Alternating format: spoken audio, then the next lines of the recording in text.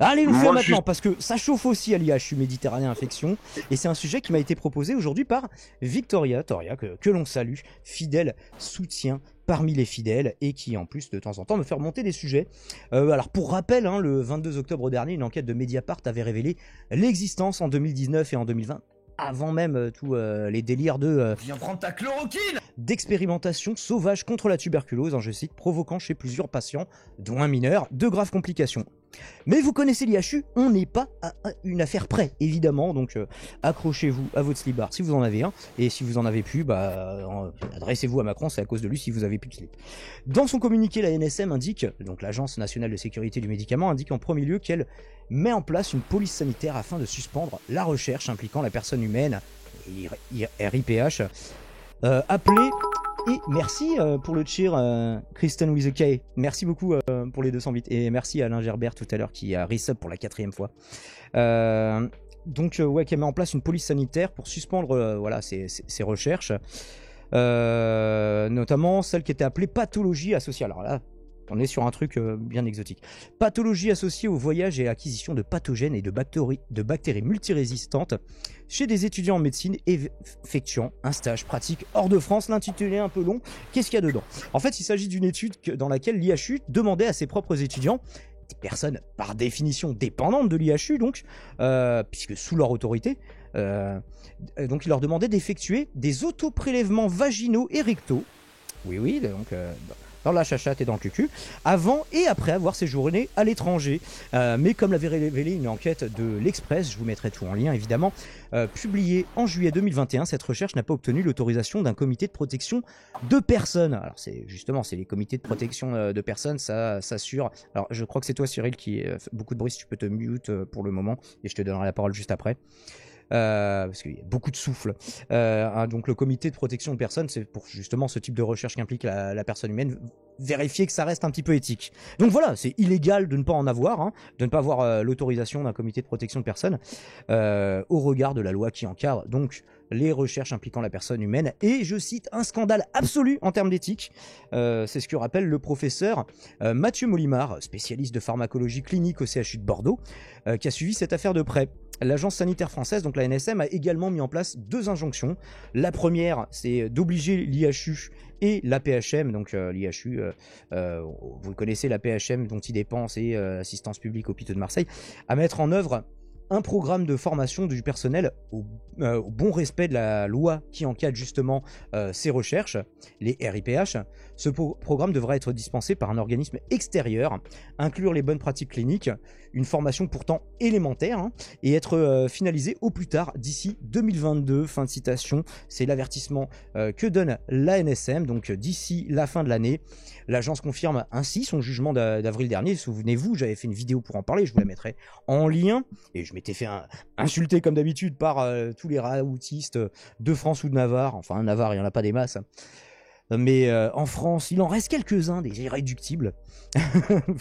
Là, justement, qui invoquent le bon sens, mais qui sont au-delà du bon sens, souvent pour les arguments qu'ils invoquent. Hein. Il ne s'agit pas de dire que Raoult, il a fait que les trucs mal dans sa vie. En tout cas, ça fait un paquet d'années que ça commence à déconner, visiblement. Hein. Là, déjà, ça remonte à 2019. Donc ça fait au bas mot 3 ans que ça a commencé à déconner à plein tube à l'IHU. Donc voilà, le jugement d'avril dernier, à savoir que les personnels visés, dont Didier Raoult himself, ne sont pas compétents en la matière, alors qu'ils sont censés être les représentants du pôle d'excellence de la recherche française, comme le rappelle souvent le directeur de l'IHU dans ses petites vidéos humoristiques. Dernière demande de la NSM, l'IHU doit fournir dans un délai d'1 mois des bilans exhaustifs sur les publications référencées et les recherches prospectives et rétrospectives. Hein, vous savez, pour les différentes études, rétrospectives, c'est il s'est passé des trucs, on analyse après ce qui s'est passé. Prospective, c'est on va analyser ça et on va souvent se donner les moyens de l'analyser un petit peu plus finement. Alors après, les études prospectives ne sont pas forcément des RCT randomisées en double aveugle, etc. Ce qui est un petit peu le gold standard pour constituer des méta-analyses derrière. Bref, je vous renvoie à la playlist Covid que j'ai déjà faite sur l'autre chaîne Diamond les chroniques de YouTube. Donc voilà, sur les recherches prospectives et rétrospectives en cours. Donc en fait, ce que ça veut dire, c'est que plus ou moins l'IHU a été mis sous tutelle de la NSM. J'imagine que Raoult, là, il est en mode... Il est pas content, là. Les autorités sanitaires rappellent également qu'elles poursuivent leur enquête sur les pratiques en cours à l'IHU. Il s'agit notamment de l'administration de traitements non reconnus contre la tuberculose, on en avait parlé. Dans son rapport d'avril, la NSM s'était abstenue de conclure sur le sujet, ne pouvant établir qu'il s'agissait d'essais cliniques en bonne et due forme, mais c'est là-dessus qu'il joue un petit peu, mais avait prévenu... Non mais c'est qui cet homme glissant là? Et merci Prune Bourbon qui nous raide avec une armée de 94 personnes. Dania Vadavou, et oui, du coup, je vous ai découvert la dernière fois avec le raid que vous m'aviez fait. Et d'ailleurs, je ne savais pas, by the way, que Bruno Ogassio était sur Twitch. Donc, si vous ne le saviez pas, il n'est pas tout seul. Je crois qu'ils sont 3 ou 4 sur. L'amour de la frite, l'amour de la patate. Donc, bienvenue à vous. J'espère que vous avez passé un bon live. Et d'ailleurs, puisque vous aimez bien Bruno Ogassio, je vous invite à voir ou revoir ma vidéo sur les guignols de l'info, qui rend hommage à la période. Bruno Ogassio, jusqu'en 2007, il était parti à la fin des présidents Chirac, mais ça n'a pas de rapport avec le sujet que j'étais en train de traiter, à savoir l'IHU. Viens prendre ta chloroquine. Tout ça. Donc, dernière demande de la NSM, l'IHU donc, doit fournir dans un délai d'un mois, voilà, c'est ça on l'a dit, des bilans sur un petit peu toutes ses publications. Et où est-ce qu'on en était? Voilà, la procureure de la République du parquet de Marseille qui examine en ce moment une plainte déposée par la NSM. Je vous ai dit, on n'en est pas un dossier prêt, contre l'IHU pour, je cite, manquement grave aux règles d'éthique. Là aussi, hein, bon, on en était sur des manquements méthodologiques, mais là quand même on est sur l'éthique. Les échanges entre la NSM et l'IHU d'ailleurs ont été rendus publics, moi je les ai consultés pour préparer cette chronique, pour plus de transparence, et sont consultables directement sur leur site. Alors en les lisant, ce qu'on constate, c'est que la PHM, en fait, eux, ils essayent de faire preuve de bonne volonté, d'accéder aux requêtes de la NSM. Par contre, l'IHU, eux, systématiquement, ils disent « Ah, c'est pas moi, monsieur l'agent, c'est... » Et en fait, ils se défaussent de toute responsabilité et renvoient la patate chaude à la PHM. Donc, quand on en est là, c'est qu'on n'a plus beaucoup de cartes à jouer. Hein. Et voilà, pour finir, hein, le controversé professeur Didier Raoult, hein, pour rappel, youtubeur âgé de 70 ans, spécialiste dans l'humour médical à la tête du collectif IHU Méditerranée Infection, devrait prendre sa retraite en septembre. Après une tournée d'adieu, on verra, hein, peut-être qu'il y a un nouveau sketch de « Ah, finalement je reste jusqu'à ma mort, personne ne peut me remplacer ». Je ne sais pas, c'est possible aussi. Et merci à Aurélien pour le lien de la vidéo des Guignols. Ils n'arrêtent pas de se renvoyer la balle alors? Bah non, parce que la PHM, eux, ils acceptent un petit peu les récriminations qui leur sont faites. Ils disent oui, on va changer ça, on va mettre en application ce que vous nous demandez. Et l'IHU, ils sont en mode ouais, mais non, ça dépend de la PHM. Oui, mais non, la PHM, ils nous ont pas validé tel truc, c'est à cause d'eux, parce que ça a pris trop de retard. Dans presque tous les courriers que j'ai pu consulter, l'IHU se défaussait sur la PHM, en l'occurrence.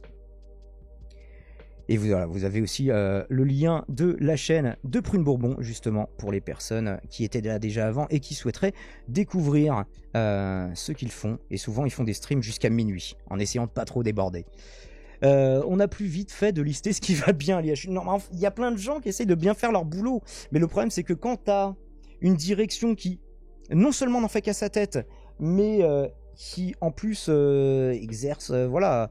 une certaine verticalité sur ces ouailles. Concrètement, hein, les étudiants, on a vu, en tout cas, il y a pas mal de témoignages. Un témoignage n'est pas une preuve. Un faisceau de témoignages, enfin, un grand nombre de témoignages concordants, c'est quand même un faisceau d'indices difficile à ignorer, qui disait, en gros, l'IHU et Raoult surtout, ils ont déjà, en fait, ils nous demandent de faire des études pour lesquelles ils veulent qu'on arrive à telle conclusion. Comment vous arrivez à cette conclusion, ça vous regarde. Mais en tout cas, il faut que ce soit ça la conclusion. C'est l'inverse de la démarche scientifique. Hein. Enfin voilà, c'est ce que eux dénonçaient en tout cas, et qu'ils se sentaient évidemment forcés, contraints. C'est comme pour les prélèvements rectaux et vaginaux. Qui demande ça? Ah, t'es des étudiants, vas-y, va te trifouiller l'anus et envoie-moi les échantillons, connard. Qui fait ça? Alors, si les mecs sont parfaitement volontaires, mais là, justement, c'est quand même compliqué, étant donné que les mecs, ils sont étudiants à l'IHU, donc ils n'ont pas encore leur diplôme, donc si tu veux avoir ton diplôme, il faut quand même te mettre bien avec ta direction. C'est quand même compliqué, en termes éthiques, justement. Qu'est-ce que vous en pensez, messieurs? J'ai fait un long tunnel, je vous propose de réagir, et c'est une radio libre, hein, si vous souhaitez nous rejoindre, n'hésitez pas, allez-y, foncez dedans, on a un Discord, on a un vocal, c'est ouvert à tout le monde. Aurélien, moi, je suis un peu resté Keblo sur les premiers prélèvements. Bref, là, les prélèvements. Pourquoi? Tout le monde est resté bloqué là-dessus. Oui. T'as pas dit pourquoi, il n'y a pas de réponse dans ce que t'as dit depuis tout à l'heure. J'étudiais des trucs pour les quand ils voyaient leurs étudiants en voyage. Alors je sais pas pourquoi en voyage. Non, mais pourquoi? Ouais, voilà, ouais, non, mais ça j'ai compris. C'était un voyage et tout, mais pourquoi qu'est-ce qu'on va chercher dans les fesses des gens quand ils reviennent de voyage, alors, quoi? Je veux savoir, moi. Il y a plus de détails évidemment dans la correspondance entre la NSM et l'IHU que je vous invite à lire, mais pas d'explication satisfaisante. Hein. Évidemment, c'est l'IHU, ça reste l'IHU. Pas d'opprobre à jeter aux autres IHU hein, d'ailleurs. Hein.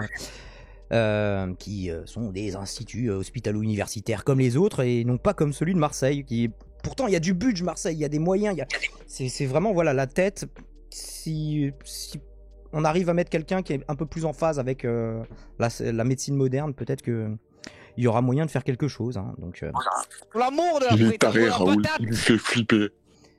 Bah après voilà, il a fait des trucs bien par le passé et après est-ce qu'il est pas tout simplement un peu vieux et trop d'ego et sans tête et du coup en fait sauf que son ego il a des répercussions quoi donc notamment pour toutes les personnes qui te balançaient des voilà et les mecs ils avaient fait des stocks de Plaquenil à plus savoir quoi en faire chez eux après quand on leur a dit c'était quoi un autre traitement contre la gale, l'ivermectine enfin. Damon, j'ai une question par rapport à l'IHU de Marseille. Est-ce qu'ils ont une section psychiatrie pour s'occuper de Raoul? Non, écoute, il y a pas besoin il y a juste besoin de prendre sa retraite. Aller à la pêche. Je propose à Raoul de faire des vidéos de pêche. Non, mais je taquine, c'est parce que tu sais que moi, quand tu parles complotisme ou des étoiles, ça me taquine. Et tu sais c'est toi qui as fait un sujet la dernière fois qui disait que le mec, il partait en couille complet quand il disait oui... il parlait des étoiles, c'est quoi? Attends, c'était quoi qu'il disait qu'on voyait, tu sais, le truc là, trop complotiste, là, ça fait 2000 ans qu'on se rend compte que, en tirant les cartes, non, c'est tirant les cartes, c'est quoi qu'il parlait? Ça rappelle ce que tu dis. Oh, la dernière fois, il a pété un plomb, Raoul, il parlait de tirer les cartes ou voir l'avenir dans les étoiles. On avait fait une chronique là-dessus dans un couvre-feu où il disait, les modèles épidémiologiques, c'est moins fiable que la divination ou le tarot. Ou... Voilà, merci. Je sais que tu t'en rappellerais. Il y a peut-être une part de provoque, j'espère, hein, mais bon.